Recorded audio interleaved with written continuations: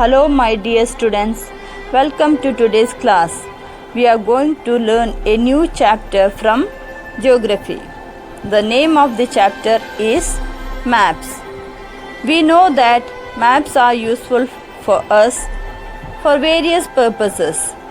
Maps provide more information than a globe.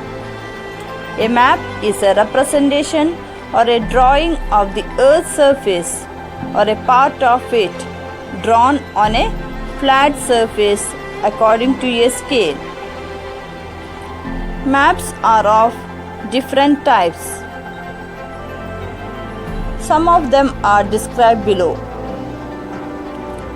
Here, in this map, you will be able to see the states and capitals with their boundaries. This is the map of India, where you can see states and capitals of India.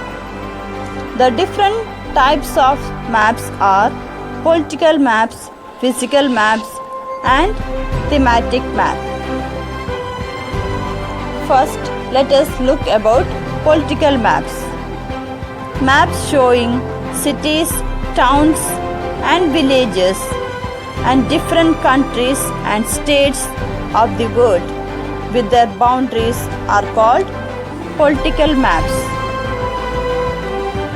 By looking at this political map of India, we will be able to know about India's states and capitals. So, now let us look about physical map. Physical maps showing natural features of the earth such as mountains, plateaus, plains, rivers, oceans, etc. are called physical or relief maps. Here in this map you will be able to see mountains, plains, plateaus, etc. Next is thematic maps. Some maps focus on specific information such as road maps, rainfall maps, maps showing distribution of forest, industries, etc. are known as thematic maps. Suitable titles are given on the basis of information provided in these maps. A thematic map is a type of map specifically designed to show a particular theme connected with specific geographic areas such as temperature, population, etc. Next, let us look about components of maps. There are three types of components of maps. They are distance, direction, symbols. So the three types of components of map, they are distance, direction, and symbol. First, let us look about distance.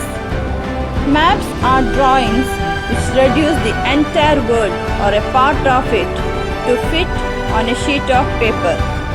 A small distance on the paper represents a large distance on the ground. Next, let us look about scale of a map.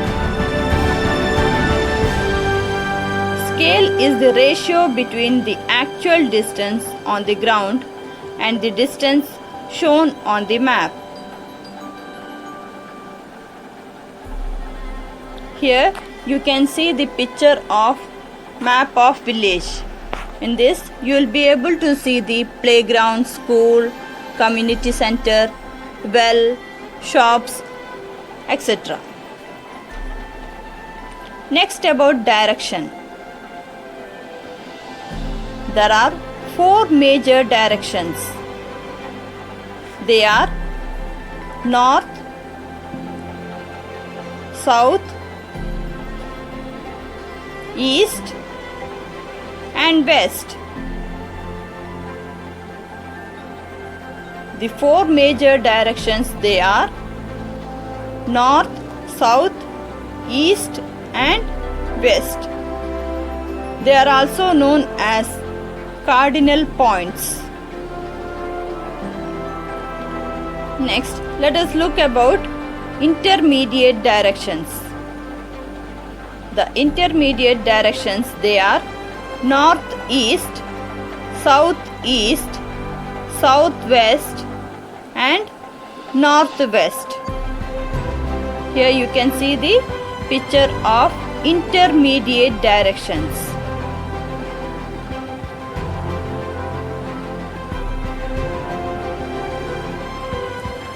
Next, we will see about a compass. A compass, it is an instrument used to find out main directions. Its magnetic needle always points towards north-south direction. We can find out the direction of a place with the help of a compass. Next is symbols. It is the third important component of a map. It is not possible to draw on a map the actual shape and size of different features such as buildings, roads, bridges, trees, railways, well, etc. So, they are shown by using certain letters, shades, colors, pictures, and lines.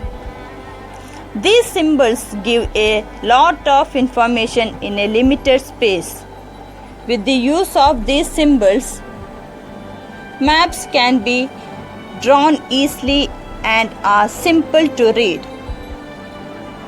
Even if you don't know the language of an area and therefore cannot ask someone for directions, you can collect information from maps with the help of these symbols.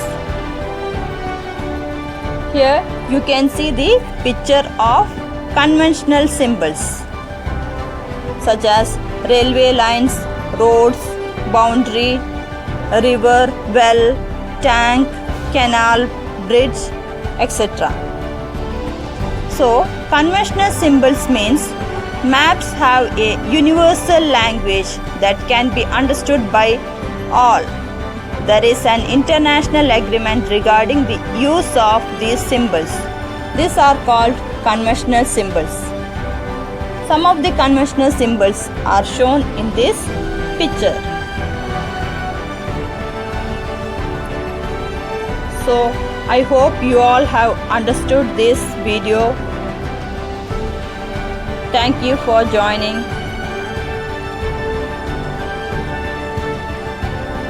Thank you all.